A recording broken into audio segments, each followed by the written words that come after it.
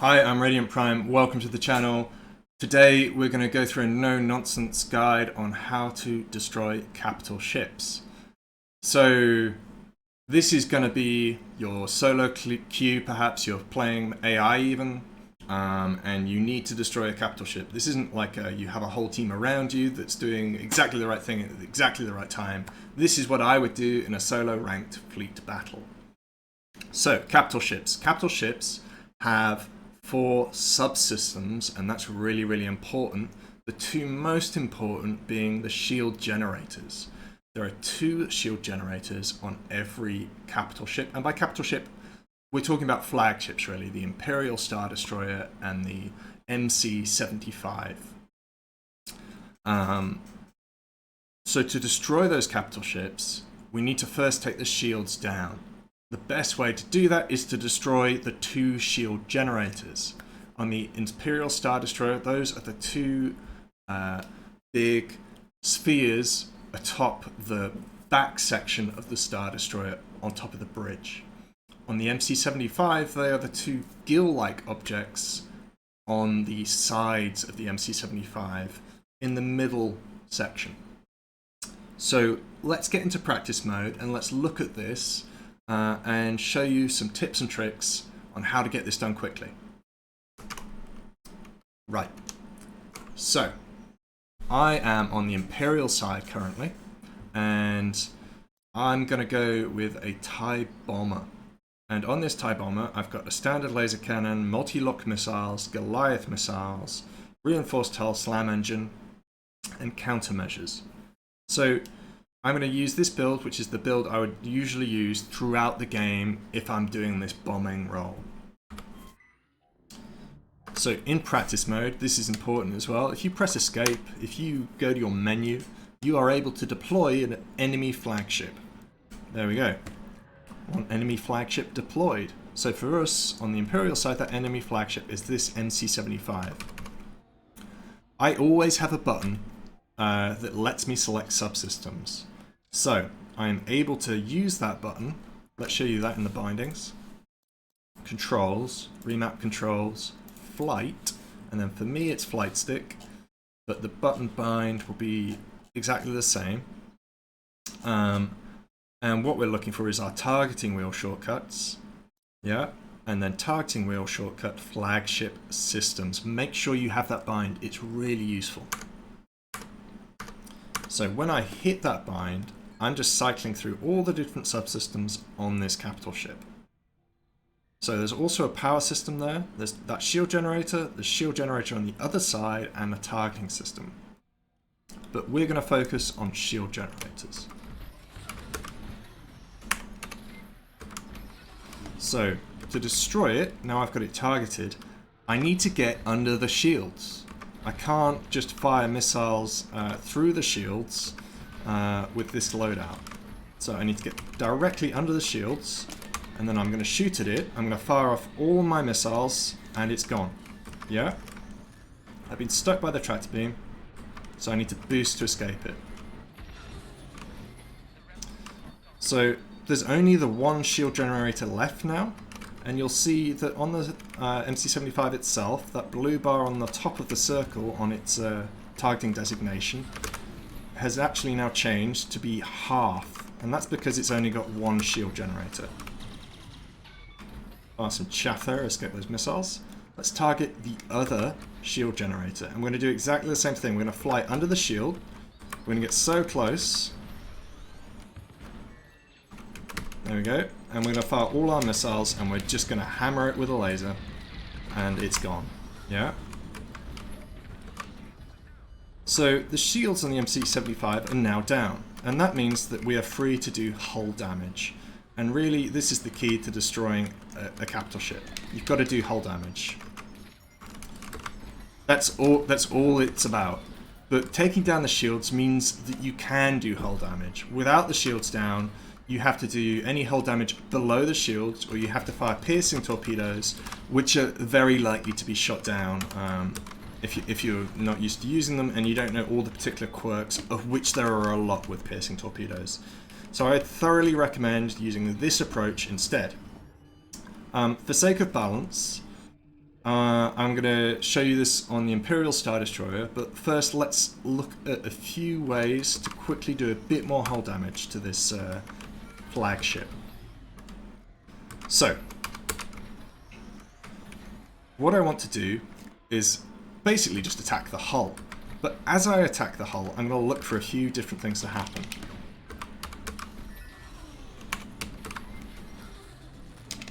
So I'm firing my Goliaths, my multi-lock missiles all over. I'm going to try and destroy a hull section.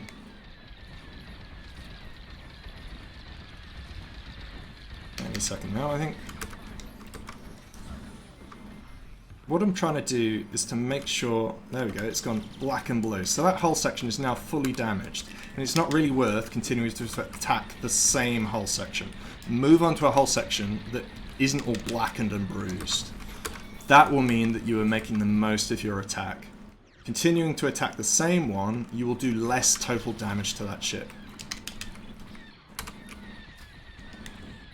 Let's see if we can also get some weak points to spawn, which would be the other way to do a lot more damage.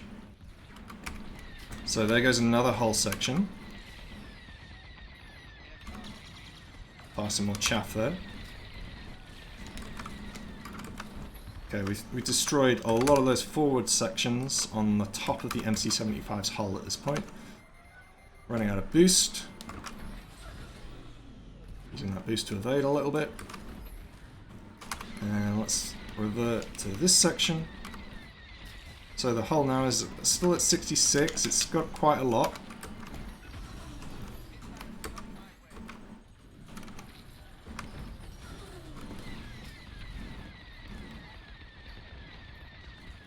If you do find yourself in a sticky situation, there is no shame in going back and resupplying. You know, dying is almost worse. Losing that morale means that your attack phase is going to be shorter, and your teammates might not thank you for it. So let's go back and repair.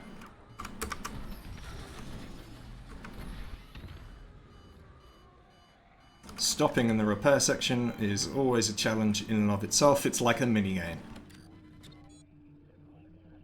Okay, so as we're repairing, our resupply is also giving us a few more warheads. So we're stocked up now and ready to do more damage. So I was trying to get some weak points to spawn, but I couldn't. Just by destroying hull sections, but normally that would happen. I think the RNG gods are not with me. But instead, what I can actually do is just attack the power system. If I destroy the power system, 5 weak points will spawn on the hull. You see that weak point just here, this crackly thing? You want to destroy those, and you'll notice as I destroy them, there's another one just here. As I destroy it, watch the hull HP. It's at 40, it's gone. Yeah? It goes lower every time I destroy one of those weak points. So that's why it's vitally important to destroy them as soon as you see them. Because that is the quickest way to finish off the hull of the enemy flagship. Getting very low again.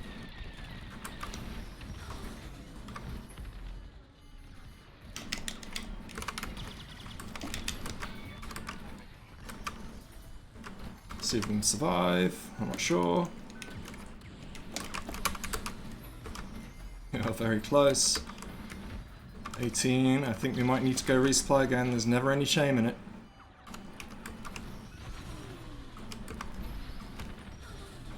Good reason to use the TIE Bomber, especially if you're new to the game. With the reinforced hull and the TIE Bomber, you can take a lot of incoming damage. A lot. I think that's 2200 hull in total, which is the most of any ship in the game.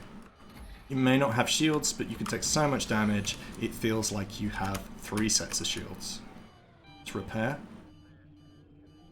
And this should be our final run on the flagship. So you can imagine if you've got a team around you and you've taken out the shield generators for them as well, they're going to be doing a lot of hull damage. Hopefully at least 3 other people attacking the hull at the same time as you. That flagship is going to go down very, very quickly with no shields. Fire off our payloads here. always keep moving as you're attacking the flagship as well. If you stop moving, the turrets will target you much more accurately, and you are liable to go down a lot quicker,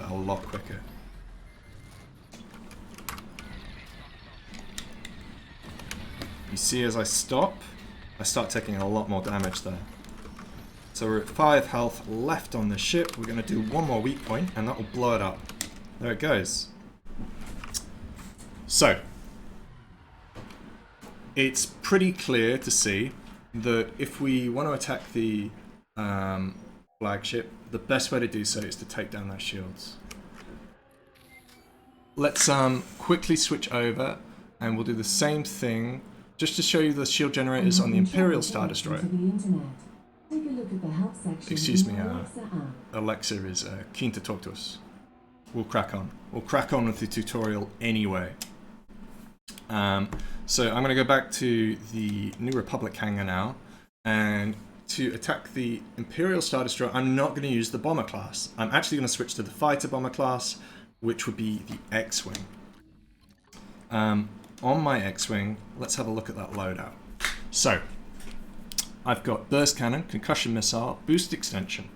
That is a very good loadout for attacking the Imperial Star Destroyer.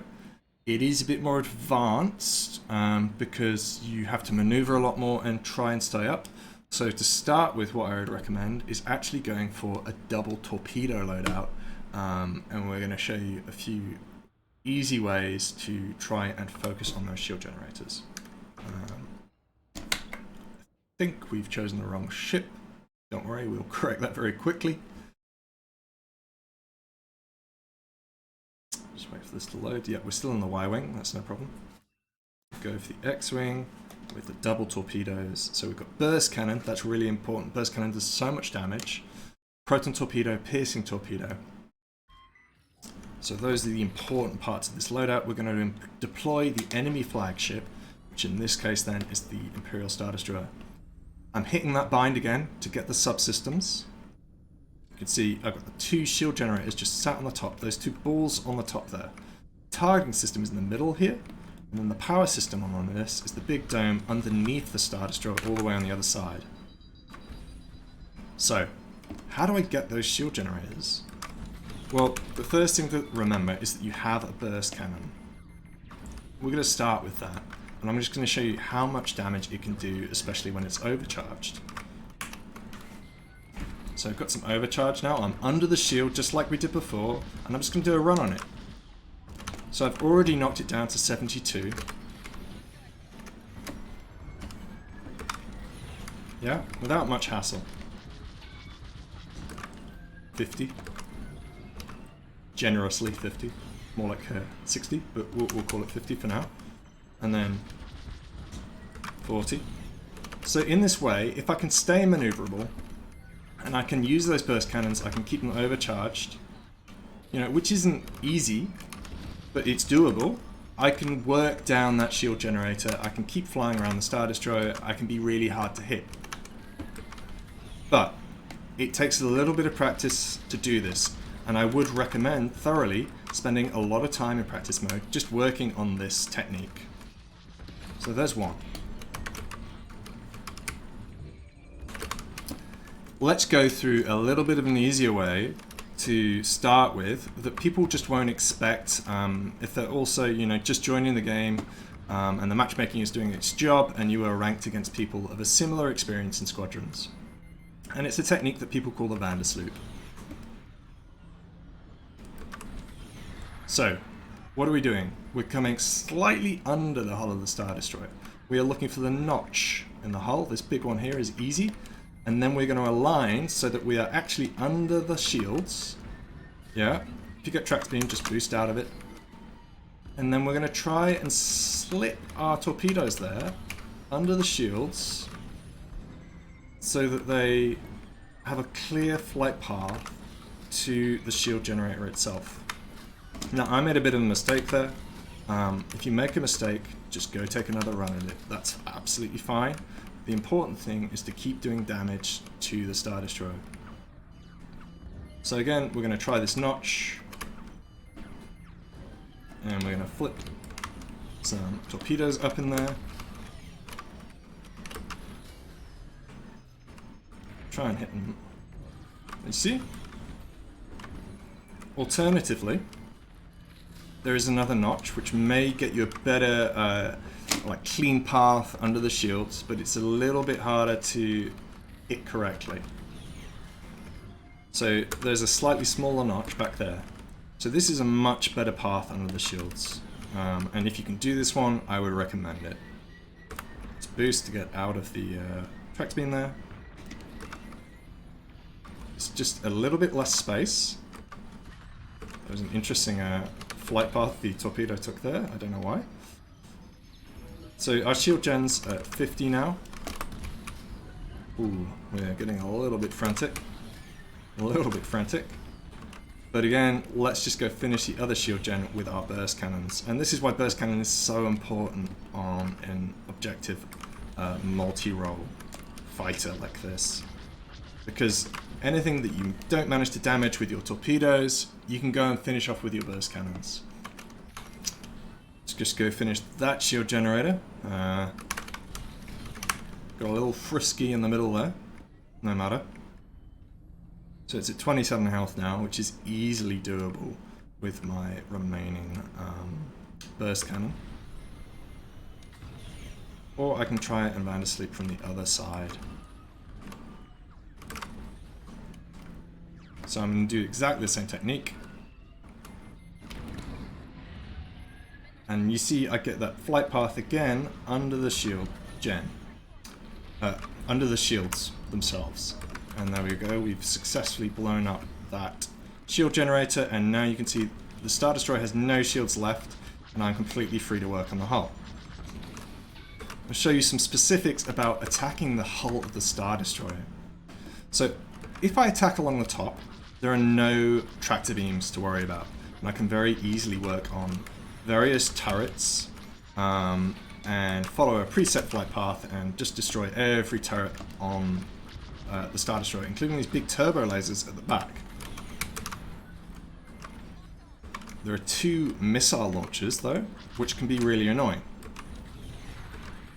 On the other side, or the bottom, if I want to attack underneath, there are 2 of these tractor beams, which are very irritating. So I would recommend, if you are flying around underneath, you work on destroying those tractor beams. They also do a lot of damage to the hull when you destroy them, so they're a big chunk of the Star Destroyer's hull, and they are worth taking out. Now those tractor beams have gone, I am completely free to work on doing damage, destroying the remaining turrets, and the power system here. Again, just like on the MC-75, were I to destroy that power system, it would mean that the weak points would spawn in the hull, and we'd be able to do a lot more damage a lot more quickly. So I'm going to keep it at that, I think. Rather than going into all the other intricacies in this tutorial of how to destroy flagships, I think that's a great place to start. Work on the shield generators, work on practice mode, and make sure you can go under the shields, destroy the shield generators every time, and you'll have a much, much better experience with the game and with ranked fleet battles. I hope to see you again. Come back and learn about more advanced tutorials as I post them. And as always, let me know in the comments below any feedback that you might have about this tutorial or the channel in general. Thanks very much.